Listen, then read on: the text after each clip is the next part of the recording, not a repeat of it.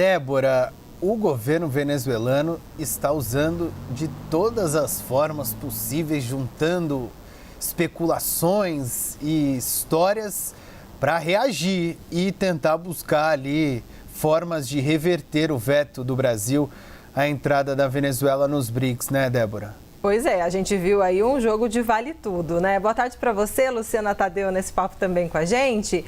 Olha, esse episódio específico do Procurador-Geral da Venezuela, o Tarek, ele tem várias camadas que eu queria discutir com vocês, porque é o seguinte, bom, primeiro vamos falar sobre o efeito disso, né? O fato esse tipo de provocação. É normal que o governo venezuelano se mobilize, que vários apoiadores do regime se mobilizem para criticar a posição diplomática de relações internacionais do Brasil quanto à não entrada da Venezuela ao grupo de países parceiros de diálogo dos BRICS. Ok, o Brasil fez isso, fez esse movimento indireto, né? Porque foi anterior, nem chegou, nem precisou ter um veto, porque o nome da Venezuela nem chegou a ser levado oficialmente para que houvesse um consenso. O Brasil foi dando todos os indicativos de que não queria aqui da América do Sul, aqui da América Latina, nem Venezuela, nem Nicarágua, e aí, enfim, houve a sensibilidade dos países plenos, membros plenos, que já não colocaram o nome nem da Nicarágua nem da Venezuela. Ok, agora essa crítica é uma crítica válida,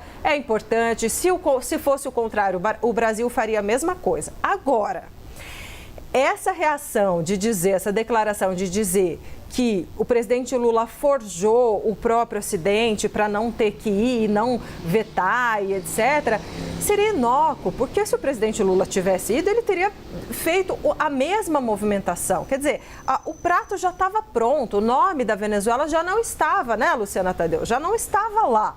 Então, o fato seria absolutamente inócua a presença do presidente Lula em relação a isso. Poderia haver ali uma tentativa de uma pressão maior, mas assim, se barrou na hierarquia inferior ao presidente Lula, que dirá com o presidente Lula fazendo valer sua vontade ainda mais. Então, é um argumento que não junta Lé com Cré.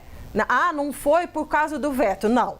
Agora, outra camada, o que preocupa muito bom, esse sujeito, como a Luciana Tadeu falou, Pedro, esse sujeito é o sujeito que não tem informação, disse, fontes muito próximas me disseram, não apresentou prova nenhuma, a gente sabe o que isso não aconteceu, né? Aqui no Brasil, nem mesmo a oposição duvida desse acidente, ficou questionando de forma realmente ostensiva esse acidente que foi forjado, ninguém está falando disso aqui no Brasil. Só que é essa pessoa com esse tipo de argumento que ajuda a decidir quem é considerado inimigo do regime.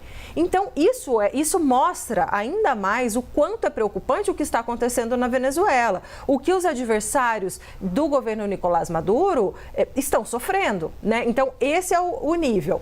Agora, por fim, eu fui perguntar, claro, para o governo brasileiro.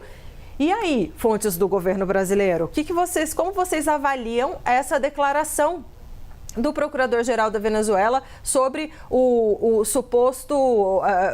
a suposta forja, né, do acidente? E eles me disseram o seguinte: ninguém aqui no Brasil leva a sério esse cara. Até uma fonte que é muito próxima ao presidente Lula nas questões internacionais disse o seguinte: ele é considerado o Padre Kelmon da Venezuela por nós. A gente não vai comentar, a gente não vai responder, a gente não vai incensar nada do que esse cara vai falar, porque se a gente responder, o governo brasileiro vai estar dando importância, a gente simplesmente ignora, porque ele é um ignorável, é o Padre Kelmon da Venezuela e ninguém no Brasil dá bola para esse cara.